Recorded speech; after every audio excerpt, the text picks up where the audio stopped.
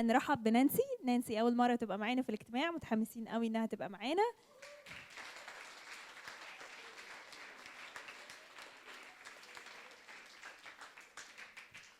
خليني افكركم، نو سايد توكس، ويا ريت نتفاعل، ويا ريت بلاش موبايلات. اوكي، شكرا.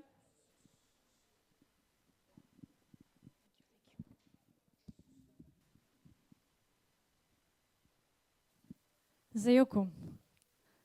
ايه الاخبار؟ كويسين؟ طيب، انا مبدئيا كده تفائلت جدا جدا ان انتوا بتردوا على الاسئله، عشان اوقات انا بروح اجتماعات بحس انه ايه، انا بقف اتكلم كده ومفيش. فاحنا خلاص احنا هنكمل كده بقيه الاجتماع، انا مش هتكلم كتير اوعدكم.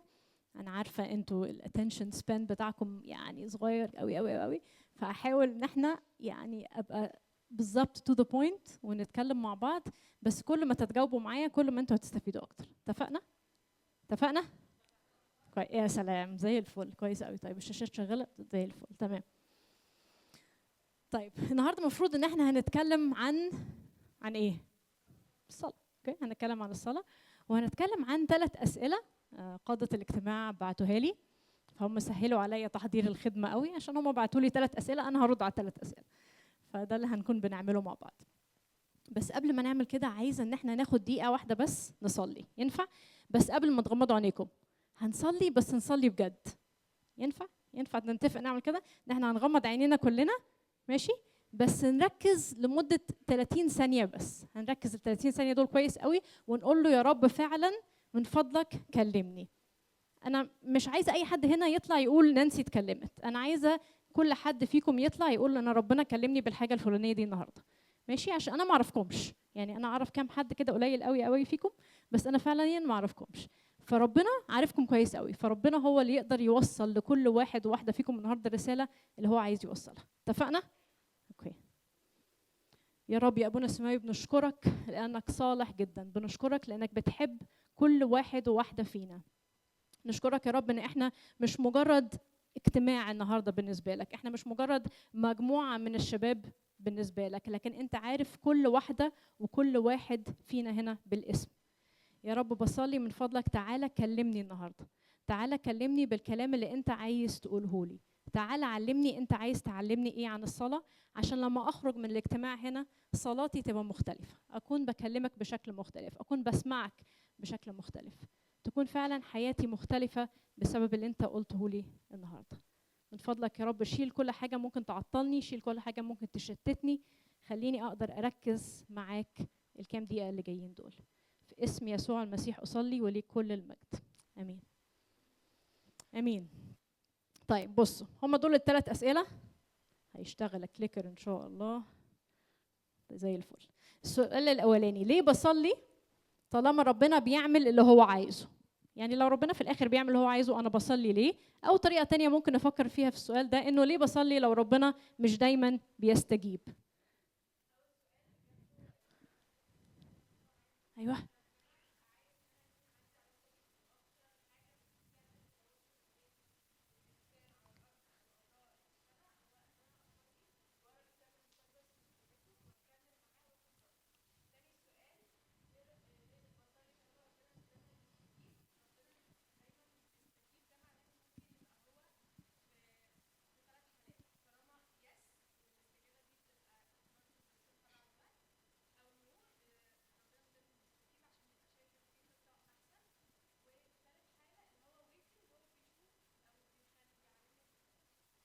زي الفل.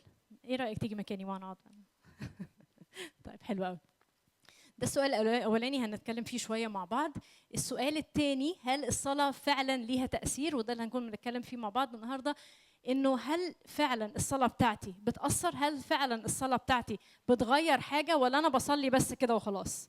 انا بصلي كده واكن صلاتي يعني بكلم نفسي، او اكن الصلاه بتخبط الحيطه وملهاش تاثير. والسؤال الثالث اللي احنا هنتكلم فيه، هل في خطوات للصلاه المستجابه؟ يعني في حاجات معينة ممكن أقولها، أو في حاجات معينة ممكن أعملها عشان ربنا يستجيب الصلاة بتاعتي ولا لأ؟ هنبص على أول سؤال. اسمك إيه؟ كيارا. كيارا صح؟ كيول. واو حلو الاسم ده. أوكي، هنبص على أول سؤال. اوكي، هي كيول ساعدتنا قوي قوي قوي ان احنا نجاوب على السؤال ده النهارده، بس خليني اشارككم بكام فكره تانية صغيره. بس قبل ما نجاوب على السؤال ده عايزين نجاوب على سؤال تاني اهم من كل ده. هو احنا ليه بنصلي اصلا؟ ايه رايكم بقى؟ هو احنا ليه بنصلي اصلا؟ حد تاني بقى؟ ايه الكلام الكبير ده؟ عشان نلجأ لربنا في مشكله معينه. اوكي، ايه كمان؟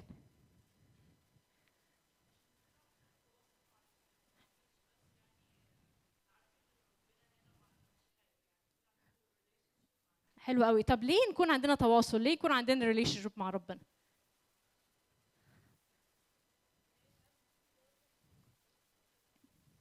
نكون ايه؟ قول تاني. بركه بنتكلم عن ربنا. صح، توني صح؟ اهلا بك. اوكي، ايه كمان؟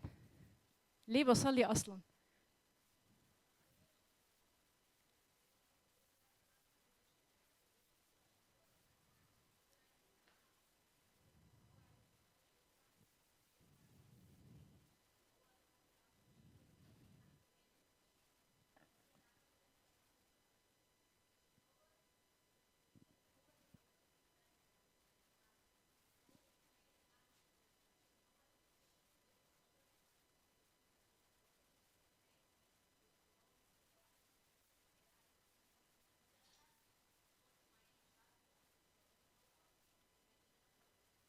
كلام جميل رائع، حلو قوي، اتفضلي.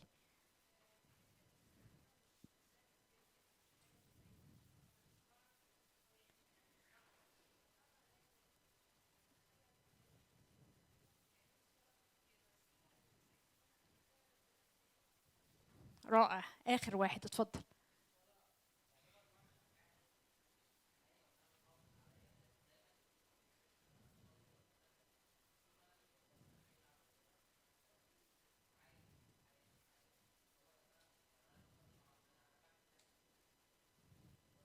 حلو قوي قوي قوي، رائع جدا جدا جدا جدا، حلو جدا.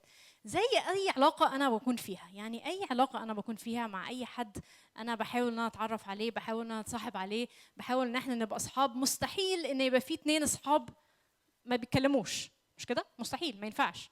وانا مش عايزه اتواصل مع ربنا كالاله البعيد الخالق بس اللي انا خايفه منه، مش دي نوع العلاقه خالص اللي بيشرحها الكتاب المقدس، لكن علاقتي مع ابويا السماوي. فانا عايزه اتكلم معاه، انا عايزه اعرفه، انا عايزه ادردش معاه، انا متاكده ان هو عايز يكلمني، فانا عايزه يبقى في زي ما انتوا قلتوا كده حوار، يبقى في كوميونيكيشن رايح جاي ما بيني وما بينه. فعشان كده انا مهم قوي ان انا اكون بصلي. طيب سؤال كمان. وانا صغيره كده، وانا قدكم تقريبا، حد بعت لي اداني هديه، يعني مش فاكره كان برواز وكان على ايه، بس انا فاكره الجمله دي كويس قوي. كان مكتوب فيها الكلمه دي بالظبط: prayer moves the hand that moves the world. الصلاه بتحرك الايد اللي بتحرك العالم. ايه رايكم في الجمله دي؟ ايه رايكم؟ كويسه؟ اوكي، ايه كمان؟ اتفضلي. ممكن تكون، لا اسعلي صوتك سنه بس.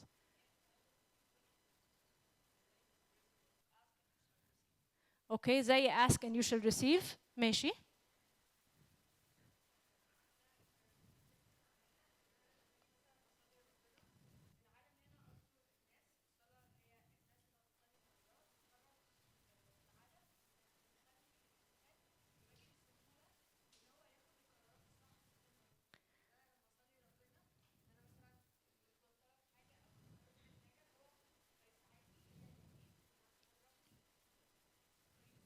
اوكي، انتوا اجاباتكم كلها عميقه قوي. ايه كمان؟ حد مش عاجباه الجمله دي؟ كل الاراء لغايه دلوقتي كويسه. في حد اول ما سمع الجمله دي قال لا، في حاجه غلط، مش عاجباني؟ في حد ما عجبتوش الجمله؟ ليه؟ هسمعك بعد كده. اه، ايه الايد اللي بتحرك العالم؟ اوكي، اتفضل.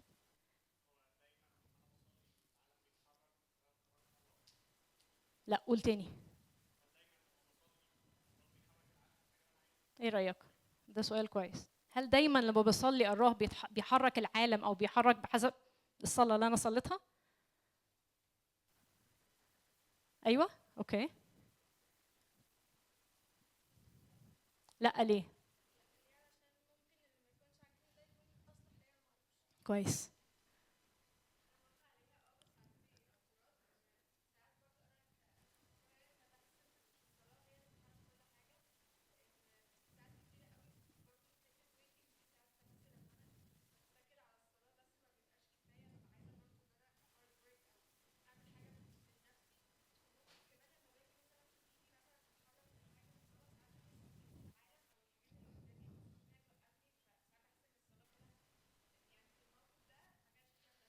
اوكي اوكي اتفضلي.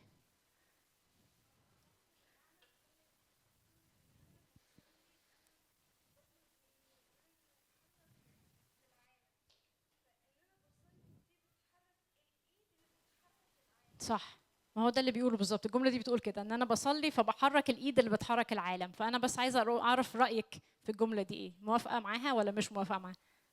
موافقه معاها. اوكي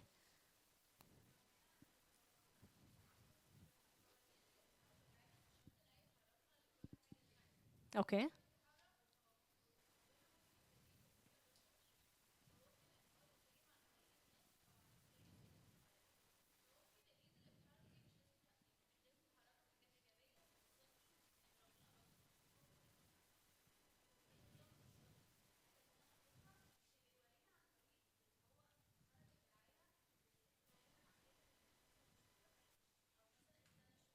اوكي تمام. اتفضل. تحرك العالم ازاي؟ ماشي صح. هو سؤال اسمك ايه؟ يوسف. يوسف بيسأل سؤال يعني فالid جدا. تحرك العالم ازاي يعني؟ مال العالم ومالي. ماشي. يعني الجملة دي اوكي لو معناها حرفيا، حرفيا كويس، ان انا لما بصلي الحاجة دي بتحصل ايا كانت ايه، تبقى كارثة. صح؟ ليه؟ هل حد فيكم قبل كده صلى صلاة وهو متنرفز من موقف معين، وبعد كده بعد شوية قال له يا رب شكرا ان انت ما استجبتش الصلاة اللي انا صليتها؟ حصلت؟ هي حصلت معايا، حصلت معاكم كتير صح؟ فتخيلوا لو كل صلاة انا بصليها ربنا بيستجيبها، تبقى كارثة. اوكي؟ حد هنا كان عايز يقول حاجة؟ لسه؟ You just agree. كويس بالظبط. اوكي؟ فانا كتير قوي صليت صلوات وبعد فتره وساعتها كنت زعلانه، يا رب انت ليه ما استجبتش؟ يا رب انت ليه؟ وكنت متضايقه جدا، ويا رب انت ما بتسمعينيش وانا بصلي وانت ما بتسمعش، انت فين يا رب؟ كل الكلام ده. وبعد ما وقت عدى وبص لورا قلت له يا رب شكرا عشان انت ما استجبتش. واحد من القرارات دي اشارككم بحاجه يعني خاصه بيرسونال جدا عن حياتي، كان قرار ارتباطي. في يوم من الايام انا كنت بحب شاب وكنت حاسه ان هو ده اللي انا المفروض اتجوزه وده احسن واحد ليا، وكنت بصلي بالدموع للرب. انا مش عايزه اي حاجه تانية في الدنيا غير ان انا اتجوز الشاب ده. ما حصلش. بعدها بسنين طويله بصيت لورا، ولما سمعت الشاب ده وصل لفين وحصل له ايه واختيارات حياته كانت شكلها ايه، قلت له يا رب اشكرك، اشكرك ان انت ما استجبتش، اشكرك ان انت في الوقت ده تدخلت وقلت لا، عشان انا كنت هبقى في كارثه. وعدت السنين واتجوزت راجل رائع. فعايزه اقول لكم بس انه لو الفكره هي ان انا كل حاجه انا بطلبها من ربنا هو بيستجيبها، لو انا بحرك الايد، والايد يا يوسف المقصوده هنا هي ايد ربنا من الاخر، يعني اكني انا يعني انجاز التعبير بحرك ايد ربنا اللي بتحرك العالم. كارثه صح؟ لو دي حقيقه تبقى مصيبه، مش كده؟ لكن ربنا بيقول ايه من خلال بولس الرسول في رومية 8؟ بيقول كده ونحن نعلم، انتوا عارفين الايه دي اكيد، ان ايه؟ كل الاشياء تعمل معا، كملوا، للخير للذين يحبون الله الذين هم مدعوون حسب قصده. برافو. اوكي، يعني ايه الايه دي؟ معناها ايه ان كل الاشياء تعمل معا للخير؟ يعني ان انا صليت لحاجه او ما صليتش لحاجه، او انا غلطت في حاجه، او حصل لي ظرف غصب عني في حاجه، كل ده ربنا هو الان كنترول. ربنا هو اللي هيخلي كل الحاجات دي تعمل معا للخير لو انا ابنه، لو انا بنته وبحبه. حد سمع عن المؤلف ده قبل كده؟ تيموثي كيلر، مؤلف وواعظ. مين سمع عن تيموثي كيلر؟ اوكي. تيموثي كيلر بيقول الجمله دي صعبه شويه بس هنمشي فيها حته حته عشان I think انها هتفرق معاكم. هقولها بالانجلش وبعد كده اترجمها. God will either give us what we ask or give us what we would have asked if we knew everything he knew. يعني ايه؟ يعني ربنا يا اما هيدينا كل اللي احنا بنطلبه، يا اما هيدينا كل اللي احنا بنطلبه لو احنا عارفين كل اللي هو عارفه.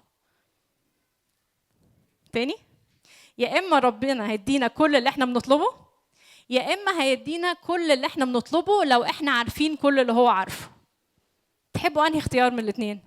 يدينا كل اللي انا بطلبه، ولا يديني كل اللي انا بطلبه لو انا عارفه كل اللي هو عارفه؟ رقم 2. حد يحب رقم 1؟ لا بجد، حد يحب رقم 1؟ الثانيه حلوه. حد لسه مش فاهم الفرق؟ لسه مش فاهم الفرق شويه ولا فاهم؟ تمام، اوكي تمام. لو ربنا اداني كل اللي انا بطلبه، ماشي، ركزوا معايا ركزوا معايا ركزوا معايا. لو ربنا اداني رقم 1 كل اللي انا بطلبه، مش كل اللي انا بطلبه لو انا عارفه كل اللي هو عارفه، ماشي. لو اداني الاولى يبقى ربنا مش رب، لكنه ايه؟ لكنه ايه؟ جني بالظبط. عارفين اكيد عارفين ألادن، صح؟ اكيد كلنا. حد مش عارف ألادن؟ حد ما يعرفش قصه ألادن؟ اوكي، ألادن او علاء الدين زي ما انتوا عايزين. ايه الفرق بين اب وفرق بين جني او جيني؟ ايه الفرق؟ اتفضل.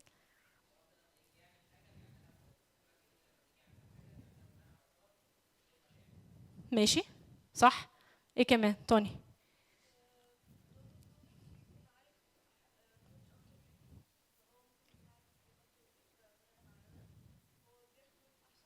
صح بالظبط، بيعملوا خلاص ايا كان، صح. ممكن نسمع بعض بليز؟ سوري.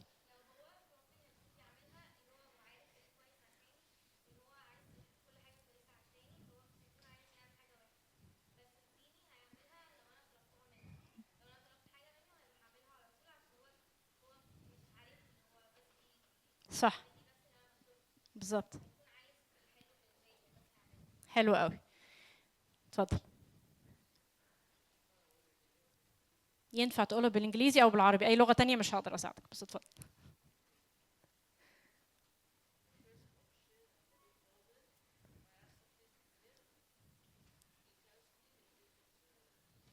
علي صوتك بس شوي. He tells me. Say it in English. You can't? Okay. Okay. He tells me. قول تاني.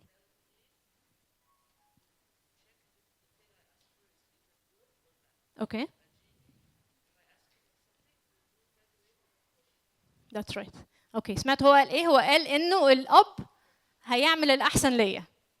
يعني هو هيشوف ايه الاحسن وايه الاوحش وهيعمل الاحسن ليا دايما، لكن الجني مش هيعمل اللي انا بطلبه منه وخلاص. اوكي اتفضلي. حلو قوي. صح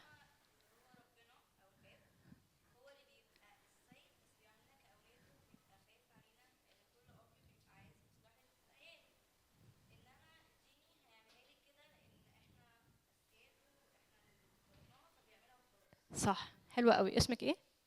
ميرول. قالت حته مهمه قوي قوي، خدتوا بالكم منها؟ ان الجيني، اوكي، انا السيد، انا I'm in control، لكن مع ربنا who's in control؟ هو he's in control. اوكي، فده يوديني للسؤال التاني بقى. يا ترى very deep، هسمعك، very deep down inside، بجد بجد بجد بجد، ماشي، هل احنا نحب ان ربنا يبقى اب ولا ربنا يبقى جيني؟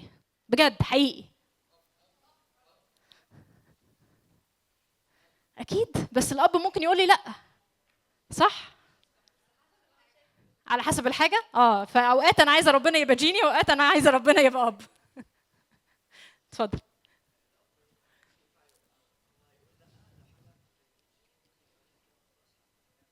بالظبط. فاحنا عايزين ربنا يبقى اب ولا جيني؟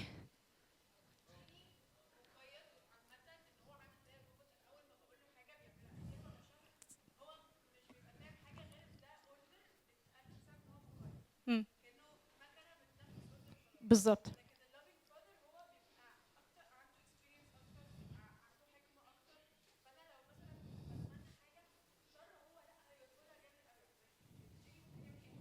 اوكي اتفضل.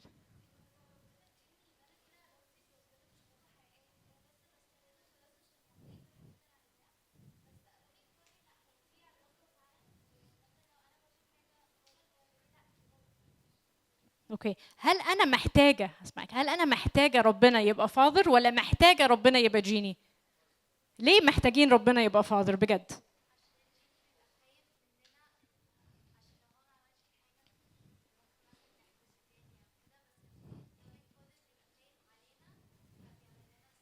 اوكي صح. السؤال تاني، السؤال هل احنا محتاجين ايه؟ محتاجين جيني ولا محتاجين اب من ربنا؟ محتاجينه يبقى ايه؟ اتفضل. علي صوتك شويه بس.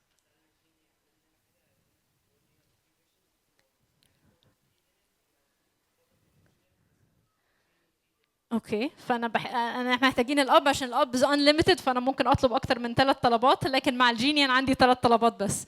اوكي. توني، خلونا نسمع بعض، نسمع بعض بليز. خلونا نسمع بعض، ولو في اجابه اتقالت انت هتقولها وانت هتقوليها، ما تقولوهاش تاني، قولوا اجابه تانية، فركزوا كويس قوي، احنا خلينا نسمع بعض.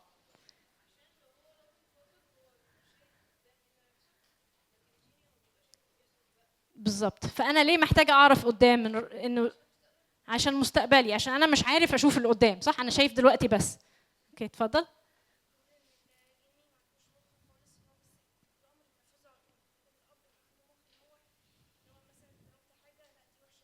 مم.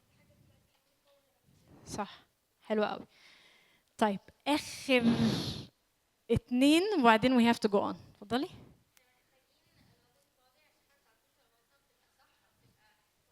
صح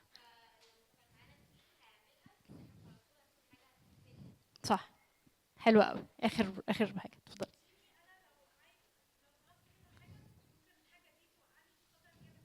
صح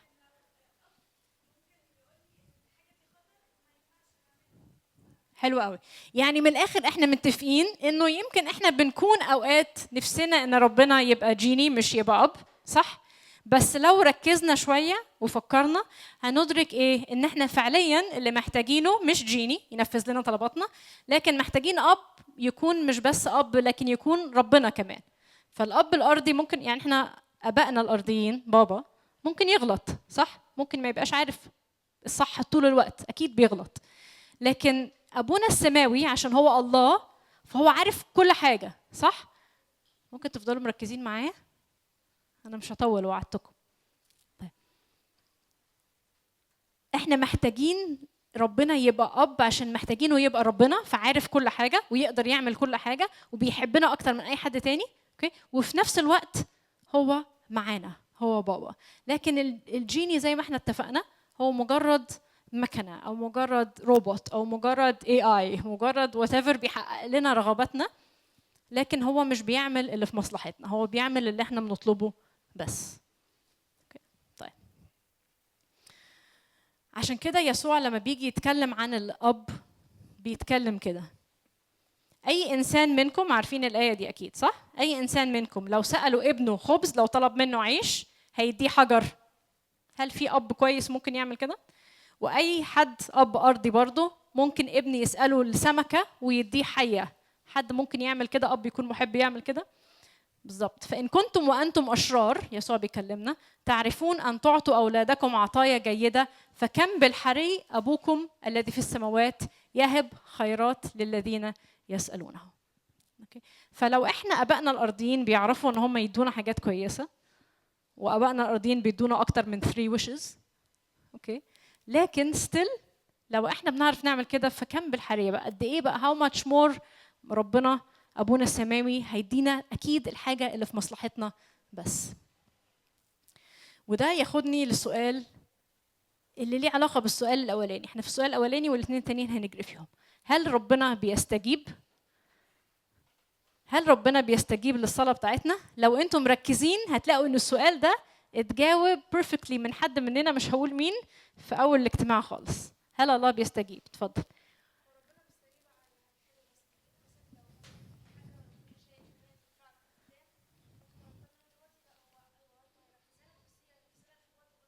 كويس. فممكن يقول وممكن يقول مش دلوقتي، صح؟ وممكن يقول ايه الاختيار الثالث؟ وممكن يقول لا، صح؟ صح، بالظبط كده. فهو ربنا بيستجيب. يعني ايه بيستجيب؟ يعني عنده رد فعل. مش معناه عمره ما ربنا هو بيسمعني بس كده بصلي وبيسد ودانه، او بيبقى مشغول مع حد تاني فمش مركز. نو واي. اوكي، ربنا 100% بيسمعني، بيسمع كل صلاه انا بصليها، وربنا 100% بيستجيب لكل صلاه انا بصليها. بس اوقات الاستجابه بتبقى واوقات الاستجابه بتبقى لا، واوقات الاستجابه بتبقى مش دلوقتي. ليه؟ انتوا قلتوا ليه؟ عشان هو مش جيني. ليه؟ عشان هو اب، وعشان هو كلي المعرفه، يعني عارف كل حاجه، وكلي القدره، يعني اقوى حد في الدنيا، وكلي المحبه، يعني بيحبني اكتر من اي حد في الدنيا. فلو حطينا الكومبو ده مع بعض، ان هو كلي المحبه وكلي المعرفه وكلي القدره، يبقى هو اكيد دايما هيعمل اللي في مصلحتي. اوكي، مش هيعمل كل حاجه انا بطلبها وخلاص. السؤال الثاني، هل الصلاه ليها فعلا تأثير؟ هل صلاتي فعلا بتأثر، ولا أنا أوقات بحس إن أنا بصلي وبكلم نفسي؟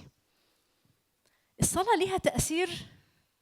لو إحنا قلنا إيه التأثير ده، أنا ممكن أتخيل إن التأثير هو إن ربنا يستجيب بالطريقة اللي أنا عايزاها. يبقى كده ممكن أقول إن هي ملهاش تأثير، عشان مش دايما ربنا بيستجيب بالطريقة اللي أنا عايزاها، صح؟ لكن أقدر أقول إن الصلاة ليها تأثير في حاجتين كبار. رقم واحد، إن الصلاة بتغيرني أنا. إزاي الصلاة بتغيرني أنا؟ أنا لما باجي أصلي وباجي أقعد مع ربنا وباجي أتكلم معاه، أنا مش بقدر أكذب على ربنا، صح؟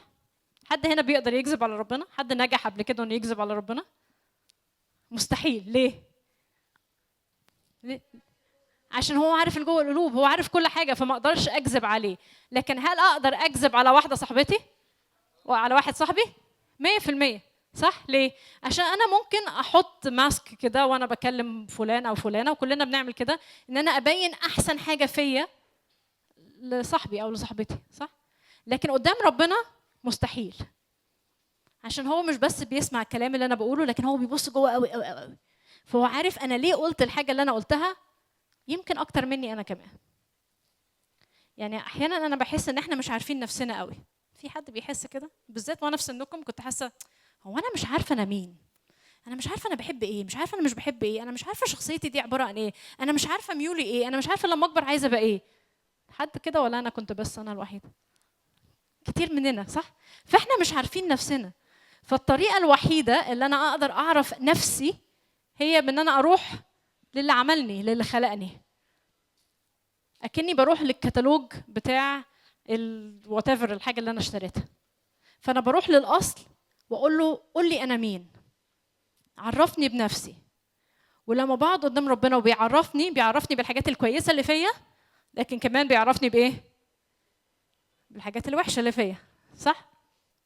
انا عارفه ان احنا مش عايزين نشوف الحاجات الوحشه اللي فينا، بس لو ما شفناش الحاجات الوحشه اللي فينا عمرها ما هتتغير. متفقين معايا؟ فلما بقعد مع ربنا، اول حد بيتغير، اول تاثير بيحصل هو انا بتغير. ليه؟ عشان انا ببقى بنفسي كده زي ما انا مكشوفه قدام ربنا. فهو بيقدر يقول لي برافو عليك يا نانسي ان انت كويسه قوي في الحته دي، كملي. لكن كمان يا نانسي لا، الحته دي كانت غلط، الفكره اللي انت فكرتيها دي ما كانتش صح، خلينا نشتغل عليها مع بعض. لو انا ما عملتش كده هفضل عايشه فيك. عارفين يعني ايه فيك؟ يعني ايه فيك؟ يعني مش حقيقي، يعني اللي بره حاجه واللي جوه حاجه تانية خالص خالص خالص. واكتر حاجه كانت بتغيظ يسوع كانت الناس الفيك.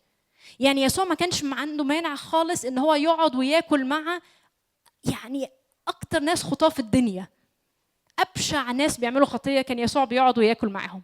لكن لما يجي عند الناس اللي هم بوشين كان بيتغاظ منهم اكتر غيظ في الدنيا. لو تفتكروا هو بيعامل الفريسيين ازاي، بيقول لهم ايه بالنسبه لي معاملته للناس الزواني والخطاه والعشارين وكل الناس دي. كان بيقعد يتعشى مع دول ويتغدى معاهم، وحتى كان الفريسيين بيقولوا انت ازاي بتعمل كده. لكن لما يجي عند الفريسيين اللي هم بوشين كان بيظبطهم، صح؟ ربنا ما بيستحملش ان انا ابقى بوشين. فلو انا مش عايز ابقى بوشين، ويعني صلاتي من كل قلبي ان احنا كل حد فينا يبقى مش طايق انه يبقى بوشين، ما عندناش حل تاني غير ان احنا نيجي عند رجلين الرب كل يوم وقول له يا رب من فضلك اكشف لي حقيقتي اللي انا نفسي بخدع نفسي فيها، انا نفسي مش عارفاها. وريني حقيقتي، وريني الكويس ووريني الوحش. وريني كويس فاخد قيمتي منك انت بس، مش من اي حد تاني. ووريني الوحش عشان يلا مع بعض نغيره. تمام؟ فدي النقطة الأولانية. إيه اللي بيتأثر في الصلاة؟ مين اللي بيتأثر في الصلاة أول حد؟ أنا. تمام. تاني حاجة بتتغير في سوري، قبل ما أقول تاني حاجة بتتغير في الصلاة. الشاب ده واخدين بالكم من الصورة دي؟ اللي حواليه عبارة عن إيه؟ حاجات متدمرة، دمار، صح؟ وهو مبسوط ولا متضايق؟ طب إزاي؟ عشان ربنا معاه، عشان هو قادر يشوف الدنيا بشكل مختلف. وده اللي الصلاة أوقات بتعمله فينا. الصلاة بتغيرني أنا، فأنا أقدر وأنا في وسط ظروفي الصعبة قوي قوي قوي قوي أشوفها بشكل مختلف، أشوف العالم بشكل مختلف، حتى لو الظروف ما اتغيرتش. بس احنا عادة لما بنصلي عشان إيه؟ عشان الظروف تتغير، صح؟ يا رب أنا في ظرف صعب، أنا عايز الظروف تتغير حالا. لو الظروف ما اتغيرتش يبقى أنت ما استجبتش، صح؟ بس أحيانا ربنا بيقول لا، أنا مش عايز أغير الظروف اللي حواليكي. ليه؟ عشان أنا عايز أغيرك أنت. والظروف اللي حواليكي لو ظروف صعبة أنت هتتشكلي أكتر بكتير من لو الظروف سهلة. فأنا عايزة أستغل إن الظروف صعبة، مش ربنا اللي بيجيب ظروف صعبة، بس عشان إحنا أوريدي في عالم ساقط وأوريدي في حتة صعبة قوي، ربنا بيستفيد من الحاجات الصعبة اللي حوالينا عشان يشكلنا، عشان نبقى شبهه أكتر. فيا ريت لو احنا فعلا عايزين ربنا ما يبقاش جيني ويبقى اب، بدل ما نقول له من فضلك غير الظروف، اقول له يا رب انا نفسي ان الظروف تتغير.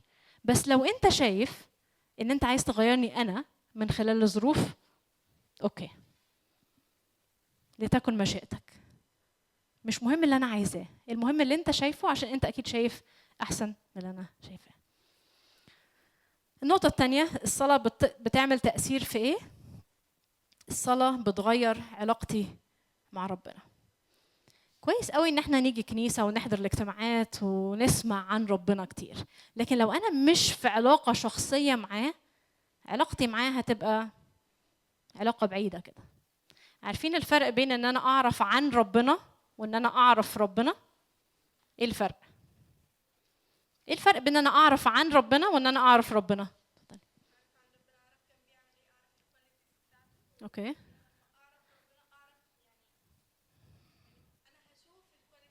حلو قوي، هختبرها بنفسي يعني. بيرفكت، صح. اتفضل. نسيت السؤال. اتس اوكي، مفيش مشكله خالص. السؤال بيسكلي ايه الفرق بين ان انا اعرف ربنا واعرف عنه؟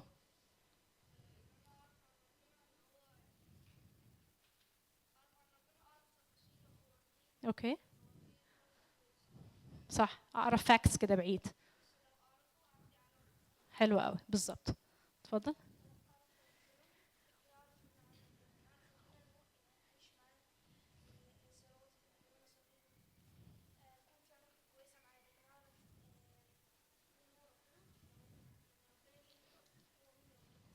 صح، يبقى من بعيد. اوكي، تمام. اخر واحده، اتفضل. ايوه،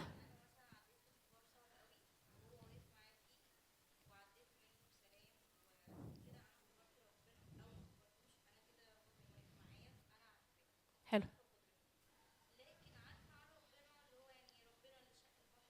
بالظبط، صح. يعني اعرف عن ربنا، يعني ربنا اللي عمل حاجات حلوه اللي احنا سمعنا عنها مع الناس التانية. لكن ان انا اعرف ربنا يعني انا اختبرت ربنا بيعمل الحاجات اللي انا سمعت عنها دي او شبهها في حياتي. اوكي، ففرق كبير قوي بين ان انا اعرف ربنا وان انا اعرف عن ربنا. الصلاه هي اللي بتخليني اعرف ربنا بجد. الصلاه اللي بتخليني لما احس ان الدنيا كلها حواليا ضلمه وانا نفسي يا رب غير الظروف، اقول له بص يا رب انا هثق فيك. لو انت شايف ان انت مش احسن حاجه ليا ان انت تغير الظروف الصعبه قوي اللي حواليا، اوكي، I trust you، انا واثقه فيك.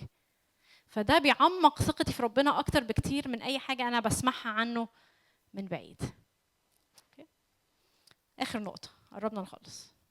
هل في خطوات للصلاه المستجابه؟ يعني من الاخر، نفسي يا نانسي تيجي النهارده تقولي لي صلي الكلمات دي او قولي الطريقه دي او اعملي 1 2 3 وربنا اكيد هيستجيب الصلاه بتاعتي. بس لو انا جيت النهارده اديتكم روشته زي الدكتور بيكتبها كده 1 2 3 اعملوها عشان ربنا يستجيب، يبقى انا بديكم ايه؟ خطوات وبعدين بالظبط. يبقى احنا رجعنا تاني لفكره الجيني. ليه؟ عشان الجيني هو الراجل محتاج يعمل ايه في المصباح عشان يطلع؟ بيعمل خطوات معينه، صح؟ لازم مش عارفه يحكه بطريقه معينه او يعمل حاجات معينه، وعنده ان هو ثلاث حاجات بس، والثلاث حاجات ليها شروط، صح؟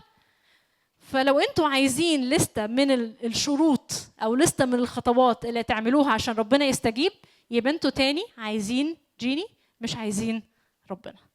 طيب ربنا بيقول لنا ايه بقى عن قصة الصلاة المستجابة دي؟ خلونا نبص كده الكتاب المقدس بيقول لنا ايه، كام آية كده غالبا احنا لما بنقراها بنفهمها غلط، فانا هقولها وبعد كده هنتكلم في الصح.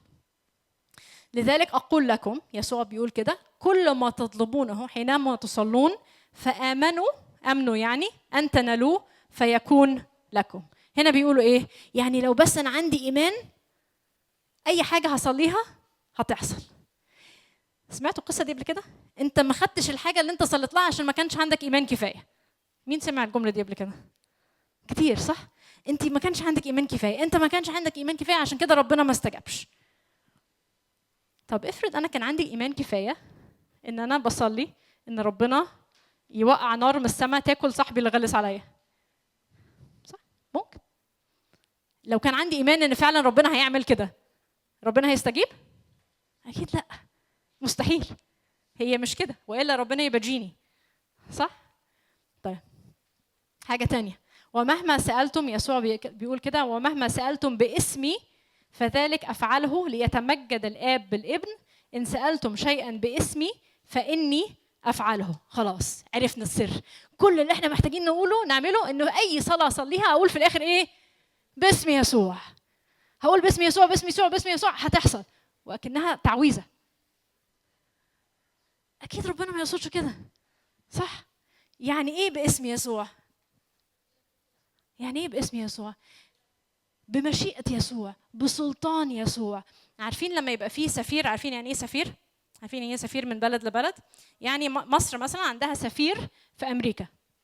اوكي، سفير يعني بيمثل مصر قدام الحكومه الامريكيه. ففي سفراء في كل بلد عن كل بلد في كل بلد. ماشي؟ فالسفير ده في امريكا بيتكلم باسم مصر.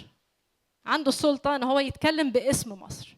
فاحنا كاولاد ربنا عندنا السلطه ان احنا نصلي باسم يسوع.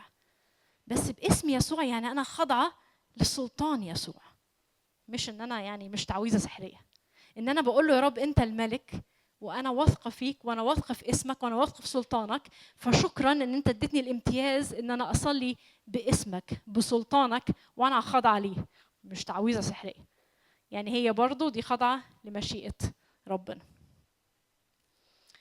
طيب واحده تانية، فلا تطلبوا انتم ما تاكلون وما تشربون ولا تقلقوا فان هذه كلها تطلبها العالم. يعني ما تقلقوش ان انتوا تطلبوا الاكل والشرب عشان كل الناس بتطلب ده. واما انتم فابوكم يعلم انكم تحتاجون الى هذه، بل اطلبوا ملكوت الله وهذه كلها تزاد لكم. يعني انا محتاج اكتشف ايه هو ملكوت الله ده، ولو طلبته يبقى كل الحاجات التانية اللي انا بطلبها ربنا هيديهاني. يعني ايه ان انا اطلب ملكوت الله؟ ملكوت الله يعني مملكة الله. مملكة الله يعني مين اللي مالك فيها؟ الله، صح؟ مملكة الله يعني الله هو الملك فيها. فهنا يسوع بيقول لنا اطلبوا ملكوت الله أولا، يعني اطلبوا إنه يسوع هو الملك الحقيقي بتاع حياتكم، وساعتها كل اللي تطلبوه هيبقى ليكم. ليه؟ عشان يسوع لو هو الملك بتاعي أنا هروح له كأب ولا هروح له كجيني؟ هروح له كأب وهقول له بص يا رب، بص يا بابا، بص يا ملكي، أنا شايف إن أنا عايز ده، لكن أنت الملك فأنا هخضع لمشيئتك. فعشان كده يسوع بيقول إنه لو أنتوا طلبتوا ملكوت الله أي حاجة تانية هتطلبوها وأنتوا في المايند سيت الصح ده، إن يسوع فعلا هو الملك، هتكون ليكم. عشان كده يسوع كان بيمثل لنا، بيجسد الحاجة دي في حياته. يسوع كل مرة كان بيصلي كان بيقول الجملة دي: لتكن لا مشيئتي بل مشيئتك. وحتى في جسماني، عارفين الموقف بتاع جسماني لما يسوع كان بيصلي جامد قوي قوي قوي قبل الصلب، وبيقول له: ايها يا اب، انا حاسس بحمل الصلب، وحاسس بالحمل اللي انا داخل عليه في الصلب نفسيا وجسديا وروحيا، وحاسس بالتقل ده قوي. فقال الكلمات دي وصرخ بدموع: يا أبتاه إن شئت أن تجيز عني هذا الكأس. يعني لو ينفع إن موضوع الصليب ده ما يتعملش بالشكل ده، من فضلك اعملها، ولكن لتكن إيه؟ قولوا معايا: لا إرادتي بل إرادتك. لتكن لا إرادتي بل إرادتك. مع أن يسوع هو ابن الله، مع أن يسوع هو الله، لكن بالرغم من كده هو ورانا يعني ايه ان احنا نصلي، ورانا المفروض نصلي ازاي. انه برغم من كده، عشان هو عارف ان هو كإنسان هو محدود، كان بيقول له دايما: يا رب انت عارف احسن، لتكن مشيئتك انت، لتكن ارادتك انت، مش ارادتي انا. فاول خطوه لو احنا عايزين خطوات للصلاه المستجابه، هو ان اقول له ايه؟ انا واثق فيك، انا واثقه فيك، انت خد القرار مش انا. ليه؟ عشان يمكن احدث ايفون اللي انا يعني بحلم بيه وبصلي ليه يكون مش في مشيئتك لحياتي. ليه؟ هو الايفون وحش؟ ما انا يعني هعمل حاجه كويسه، هقرا الكتاب المقدس على الايفون الجديد لو اديتوني يا رب. ايه؟ ليه يا رب مش عايز تجيبهولي؟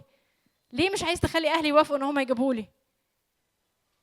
بس لو هو الملك هقول له: يا رب انا نفسي قوي في التليفون ده، لكن انا عارف انه ممكن التليفون ده لو جبته ما يبقاش وقته. طب هو التليفون لو جاء مش في وقته هيحصل ايه يعني؟ يتسرق؟ ماشي. يتكسر؟ استخدمه بطريقه مش كويسه؟ شكرا. اتشتت بيه؟ كويس قوي. عايزه اقول لكم حاجه فرقت في حياتي جدا جدا. في وقت من حياتي كنت بصلي لحاجه معينه، اوكي، وكانت الحاجه دي كويسه قوي، اوكي، وربنا قال لي مش دلوقتي. ليه مش دلوقتي؟ مع انها كانت حاجه كويسه. التليفون في حد ذاته حاجه كويسه مش وحشه، لكن لو مش في وقته هيدمرني. انتوا محتاجين تدركوا ده، انه ممكن ربنا يكون عايز يديكم بركه، لكن البركه دي لو مش في وقتها، لو انت مش جاهز لاستقبال البركه دي في وقت معين من حياتك، دي ممكن تبقى عكس البركه، ممكن تدمر حياتك لو هي مش في الوقت الصح. فهنعمل ايه؟ هنثق فيه، نقول له: يا رب انا عايز التليفون. هو عايزنا نقول له، هو عايزنا كأب، عايزنا نعبر له عن كل اشتياقاتنا، عايزنا نعبر له عن كل الحاجات اللي احنا عايزينها، بس في الاخر عايزنا نثق فيه. فنقول له: انا انسان محدود قوي، انا شايفه ان انا محتاجه التليفون ده دلوقتي وانه هيبقى كويس ليا، لكن انا شايفه جزء صغير قوي قوي قوي قوي من القصه. انت عارف احسن مني، انا واثقه فيك انت.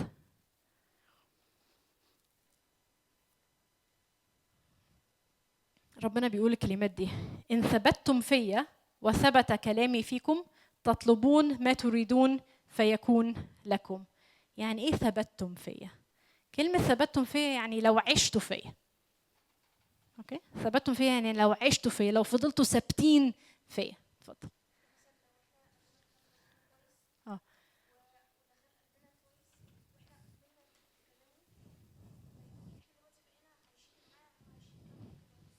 صح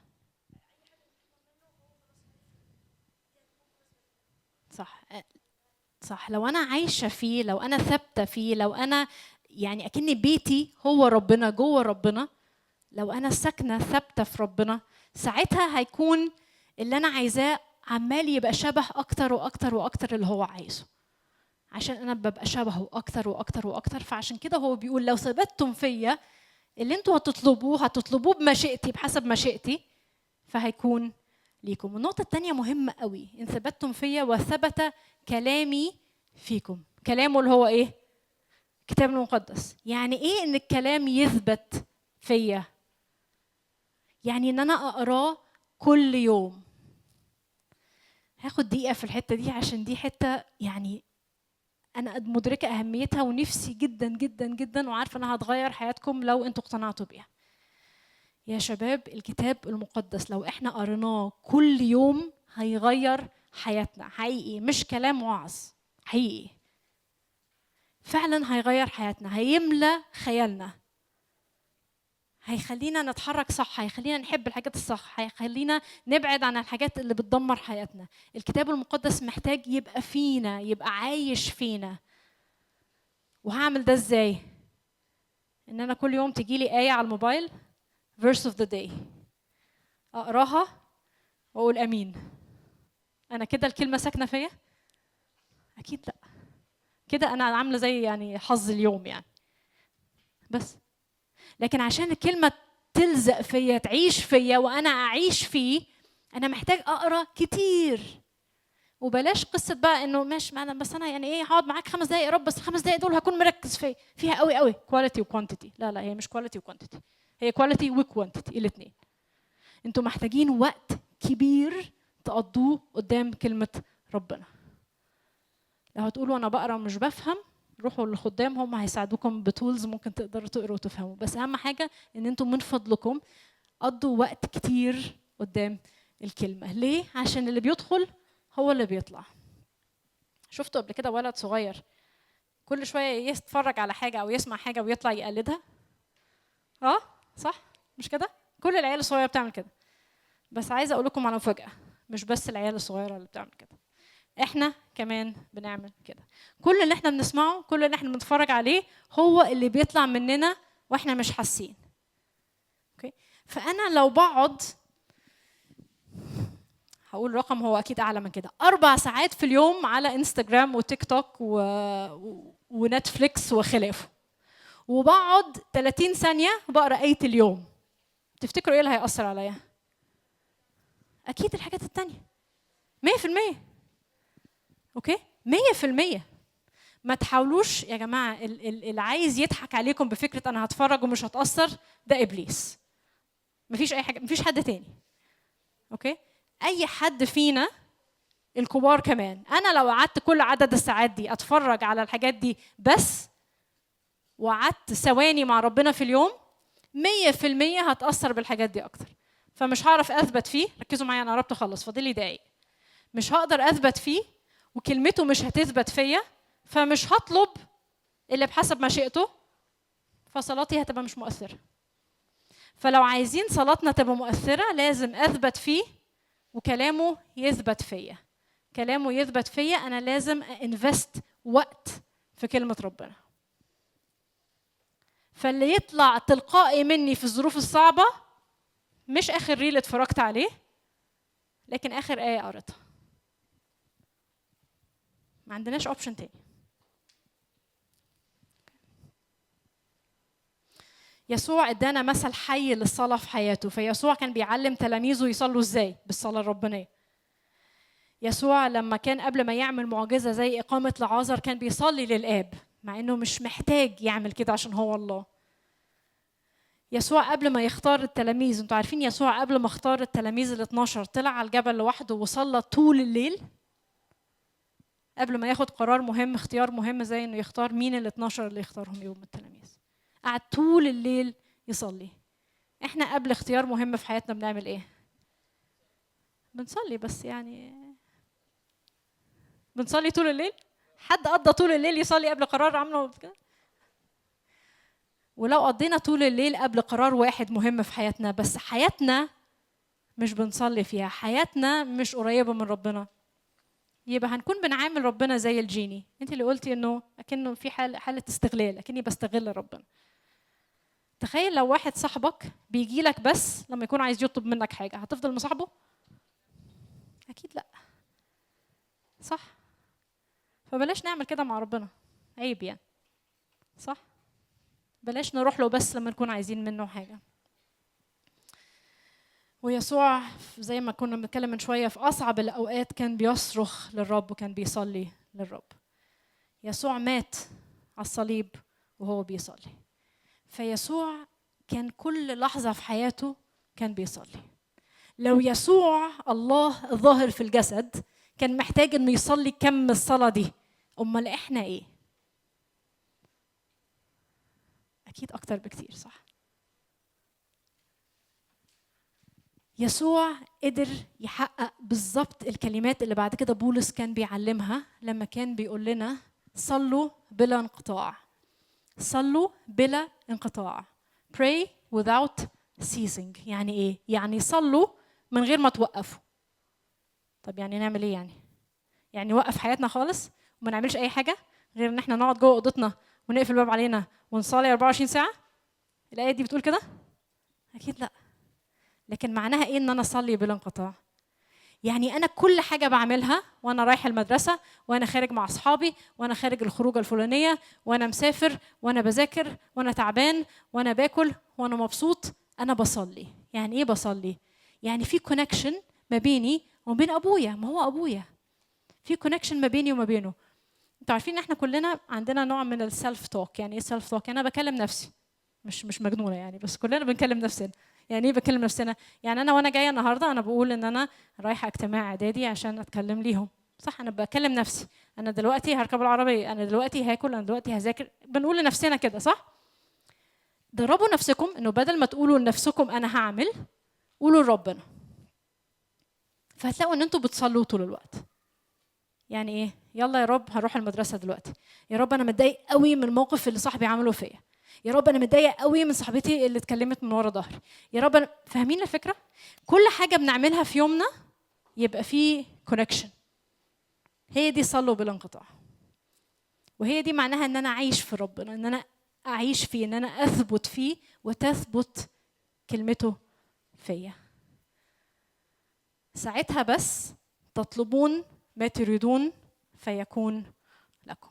عايزين اللي انتوا تطلبوه يكون ليكم، هتحتاجوا ان انتوا تعيشوا في ربنا وربنا يعيش بكلمته فيكم.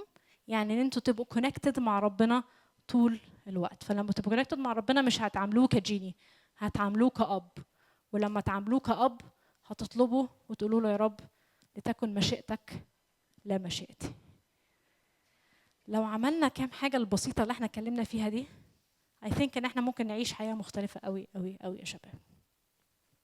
ممكن ناخد دقيقة نصلي. أنا خلص، ناخد دقيقة نصلي بس. يا ريت نقف فعلا، لو تقدروا تقفوا معايا يبقى كويس.